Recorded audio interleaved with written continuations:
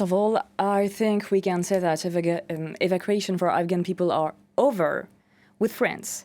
Because of yesterday's attack, it is very unlikely that the American let Afghan people get in without any verification by themselves of their profile. So our clients are absolutely in despair, and really they have nowhere to hide and nowhere to go, since Iran is expelling refugees back to Afghanistan, and Pakistan border is now closed. So really they have nowhere to go and nowhere to flee. Now, we see those scenes there of people trying to get into the airport, and we've heard that this is crowds of people with and without papers. And we have heard reports that in certain cases, men have been evacuated and women and children left behind. What is the rationale behind that strategy, do you think? There is no rationality at all. It is everything in the rush, and it is highly unprepared.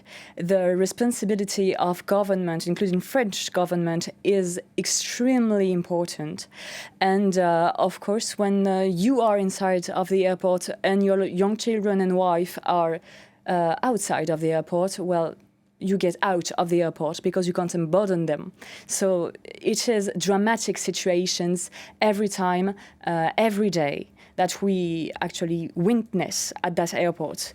And all of this is mostly because of the large disorganization that all the coalition force have demonstrated since the Ariel Bridge. And as we've said, there are different profiles of people trying to flee the country, people who both have worked with Western institutions or bodies, and people just trying to flee the country for their own safety. For those who have worked with Western powers, how is their situation different should they remain in Afghanistan?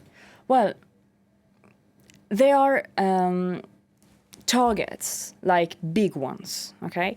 And really, Taliban always warned that if you collaborate with European forces, then you must be executed. And most of the time, about threats, they held their words.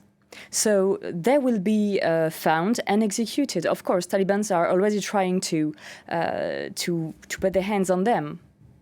And in terms of the response from Western governments, there's certainly plenty of coverage, plenty of visibility, as we're doing here on television, about the plight of Afghan women. But how is that translating into concrete measures to protect them or to provide refuge? Well, talking about France, well, there is not that much evacuation. The real thing, actually, that we are asking is for the opening of a humanitarian corridor, because humanitarian law gives us that possibility, and maybe transit visas to allow people in extreme danger, like judges, lawyers, human rights activists, to get out in a third country, to get out of this trap, actually. So the international community must act and open safe passage for all these people whose life is in danger.